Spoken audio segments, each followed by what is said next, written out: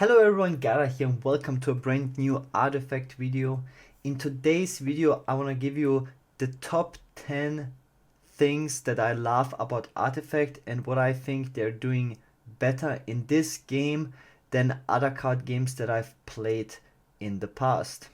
Keep in mind that this list is in no particular order, so I will just list these points up as they come. So number one, the Mulligan system in Artifact. Well, or shall I better say, no Mulligan system.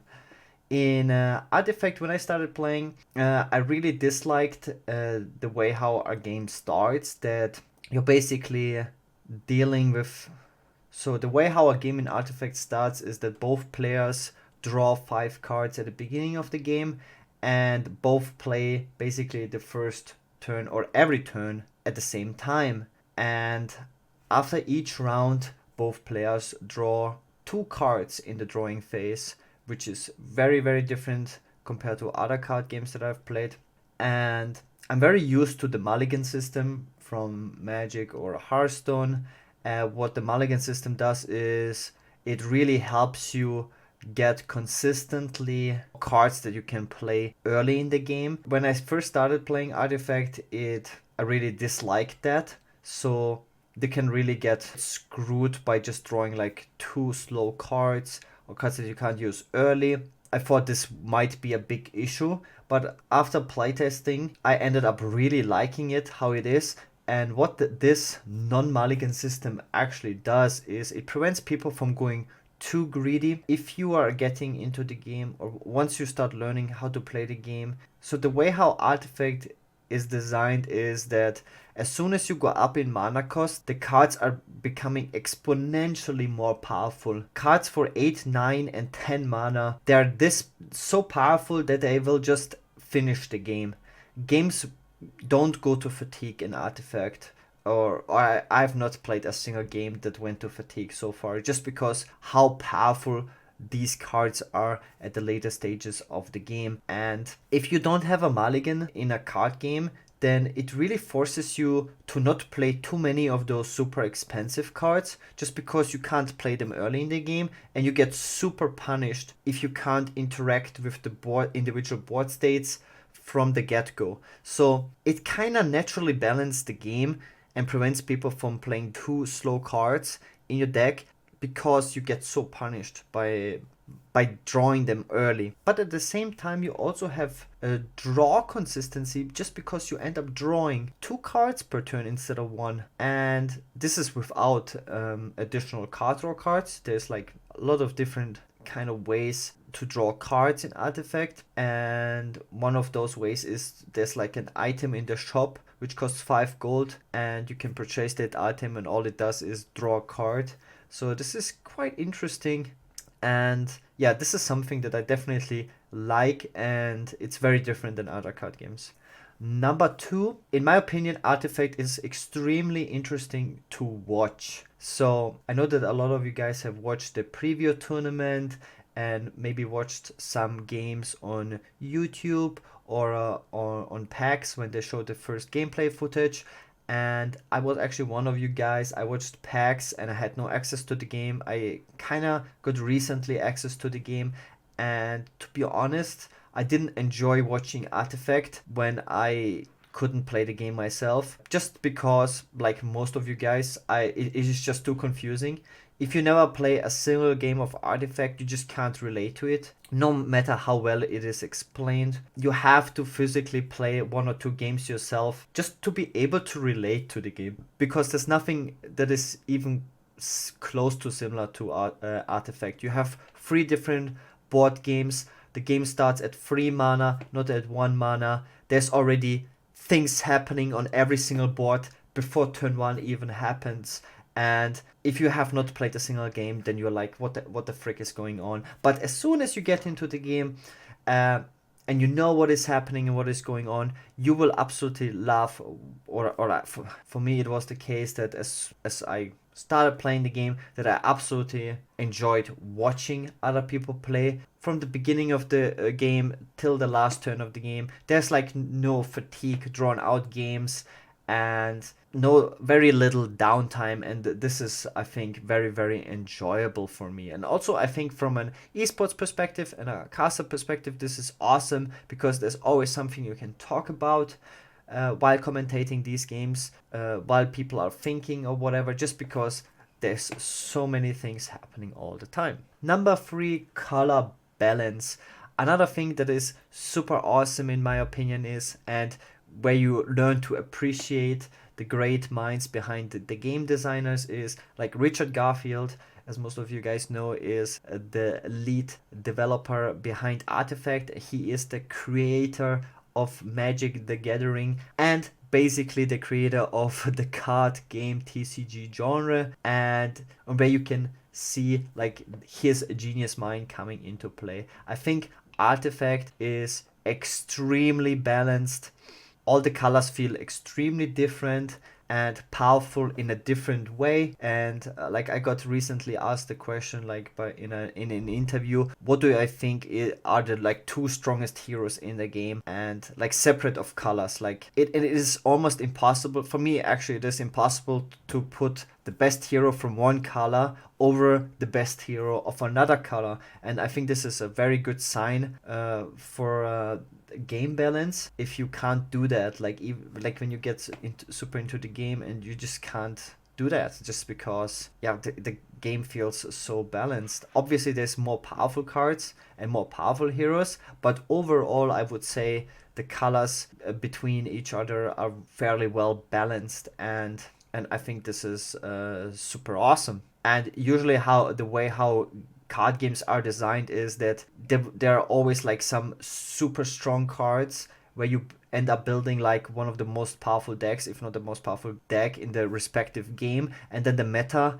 evolves around beating this one super powerful deck or like a group of super powerful decks. And this is kind of like I don't like that too much, to be honest. And in Artifact you will have like many different super powerful decks with different strategies, and they all will seem to work out. And I'm super excited to embrace that and how this will play out, because this is very new in the card game genre, this type of balance. And with this, I want to go to point 4, counterplay within the game. There's many different powerful cards within the game of Artifact. And what I always hated in games like Hearthstone, if they're like super powerful proactive cards and they are not printing counterplay to it. I never had an issue with, let's say, very powerful weapons in Hearthstone, like weapon cards, if you had weapon removal cards, basically a counterplay to them. So you have an answer, or you are able to answer like super powerful mechanics and powerful cards in the game. And in Artifact, it feels like every powerful card has also a counter to it. And this is also why the game feels so balanced. So far from what I've seen and from the playtesting I did, there's like no strategy or there's no card that you can't counter. Like there's colors in the game, spells, items, which help you remove pretty much any other powerful card. You can get rid of improvements, items, heroes, creeps. Whatever your opponent does, you have a counterplay card to it, and this is super exciting for me. If you followed my content in the past, I'm a big fan of counterplay, and just so both players can interact with the board state and the current situation and each player's game plan. I think this is very important. Else it just comes down to one player doing one super powerful thing and the opponent can't react to it because there's no counterplay to it, and then all you have to do to win the game is basically get to a point where you just play that card. But in Artifact, you always have to keep in mind the powerful cards, and then also have to keep in mind the counter to those powerful cards, and this creates a very cool and interesting dynamic in my opinion. Number 5 is the way how they solved the turn one issue in card games. If you have played any TCG or CCG in your life, then you come very quickly to the realization that whoever is the first to act in a card game, whoever goes first, has a slight advantage or even a big advantage over the player who goes second. And many game designers, game developers have tried to find a solution to counterbalance that turn one advantage, and they have tried to solve it in many different ways. And so far, I didn't like any of the solutions, to be honest. In Hearthstone, the second player gets a coin, and that coin counts as a spell, and many issues come with that. But I don't want to get too much into detail. But yeah, the biggest problem is the first player who gets to play a card is the player who plays proactively something, and the second player will always be the one reacting to what player one does. But you want to be the first to play something, like always, basically in its core. And the way how they solve that in Artifact is that both players play at the same time. And this is why it also looks so confusing for you guys, at least right now, just because you have not played the game, is that both players play at the same time, and we have nothing really like that so far. And once you start getting to play the game, this will feel amazing because there's no advantage of who goes first. Number 6 is the fun behind deck building. I find deck building in Artifact super enjoyable compared to other card games, because in other card games, like Hearthstone for instance, decks pretty much build themselves. And what do I mean with that? There's usually like 25 super ultra powerful cards, or like core cards, we call them like that, which you just have to auto include your deck, just because for its respective mana cost, these cards are just best in slot compared to other cards with the same mana cost. And then you have, by the end of the deck, 5 remaining slots which are flexible, where you usually just put in some tech cards. And this is quite boring from a deck building perspective. In Artifact, there's like many powerful cards. There's way more powerful cards than you end up putting in your deck. So that means you have to choose between different powerful cards, so the decks don't build themselves. And there's many powerful hero cards, and you end up choosing to play with different hero cards in your deck, and you basically get to choose between different cards. And this is how a card game should feel like, and you shouldn't be felt like you have to play those exact amount of cards in my deck, and this is the only way to go about it. And I find this extremely fun. Number 7 is that they focus on all existing game modes. Like most of you guys know, is I played all the different game modes in Hearthstone, and I experienced quite a lot of disappointment over the years because you feel like Blizzard didn't care about some game modes like Arena, which were existing in the game. It was really disappointing from a player perspective that they didn't like improve the game modes or added new rewards or change the game modes over the year. It just felt like they didn't care about these game modes. And from my short amount of time playing Artifact, I experienced quite the opposite from Valve. They put an at least equal amount of effort towards every existing game mode, and that really made me, for the very first time, want to play every existing game mode within the game, just because I experienced that the developers care about these game modes equally. And yeah, this is something that I'm looking really forward to, playing each of the existing game modes in Artifact. And yeah, they've done a very great job so far with that. Number 8 is the implementation of initiative. And initiative is something you guys don't know too much about, and it's almost impossible to get into it without playing the game. So I don't want to talk about it too much.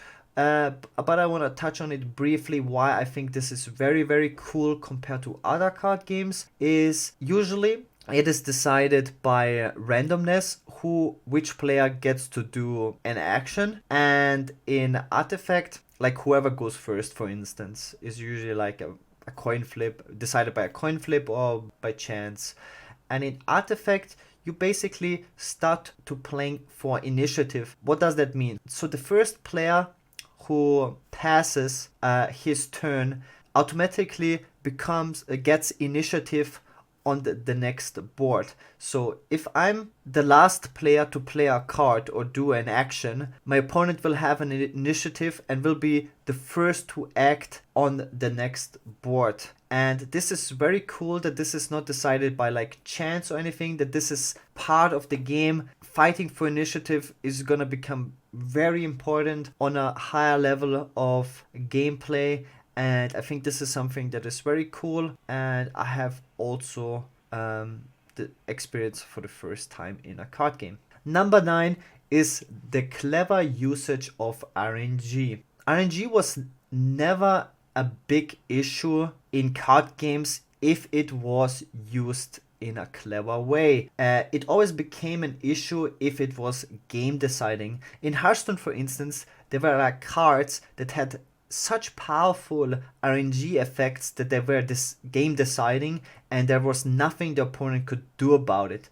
One very famous card was Tusker Totemic. It was a 3 mana card, which means it came super early in the game on the board, and you basically had a chance of 3 in 7 to get a game-winning outcome. 3 in 7. That is ridiculously high chance if you end up playing or qualifying for very big tournaments and then you end up losing a game, or you end up playing a game which comes down to basically a 3 in 7 chance, and yeah, not to player skill. It is very, very frustrating. And in Artifact, there's a lot of RNG, but the cool thing about the Artifact RNG is that you can usually do something about it, and you basically get a preview that you have bad RNG before the RNG happens. So what do I mean with that? Creeps are spawning randomly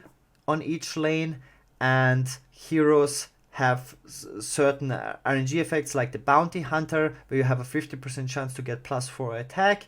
But when that happens, you see, okay, the creeps spawned in these lanes, and yeah, let's do something about it. Or Bounty Hunter got the +4 attack. There's still cards that let you like misdirect his attack before he actually attacks. And in other card games, the RNG happens imminent, and usually there's nothing you can do about it. So far I'm fine with the RNG in Artifact because it keeps the games very fresh and interesting. You will never get to play like the same two exact games of Artifact, even if you play the same decks against each other. And so far I find it extremely cool how they solved the RNG in Artifact. And I know that this is very, very difficult to balance around because of just the nature of card games. You will always have RNG in card games just because of the nature of card draw. You can draw good cards or bad cards in the beginning of the game or at certain points in the game. And so far I really am happy with that, how they solved it. Obviously this can change in the future with new expansions or whatever they plan on going with Artifact, but for now it is tolerable.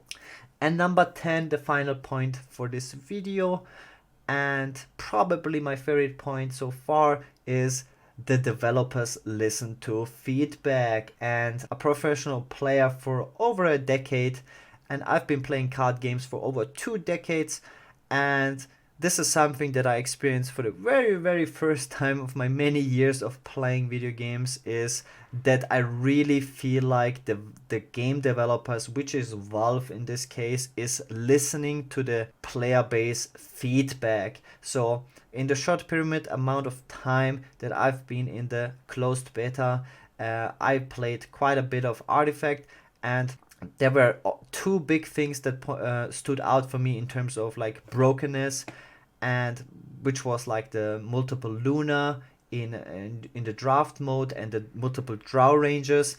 And they have address those issues quite quickly, to be honest. And I really didn't expect it. The nerfs came very quickly and they balanced those issues, and right now I'm very happy with the current state of the game, and I think this might be something that other game developers should do more. And I know from a casual audience this might be quite frustrating, just because all these top players have early access to the game and they're learning and practicing the game. But in the end, the final product on launch day will be very, very good in my opinion, just because of all the playtesting they're doing, very close, like this very close relationship to the community, to the pro player base, working together with them. And I think this is definitely something for the greater good of the game. And if you want to take the game seriously, if you want to make a card game is supposed to do well in the esports scene, I think this is something that is great. I'm very happy with how they have listened so far and reacted to feedback. And I'm quite sure that if you guys express your concerns, that Valve is seeing that and gonna do something about it. So far my experiences have been absolutely top notch and much better than with any other gaming company I interacted with in the past. So this is definitely something that I'm super excited about, looking forward into the future of Artifact. So this is it with my top 10 video. What do I love about Artifact? I hope you guys enjoyed this video. See you guys next time and have a nice day. Peace.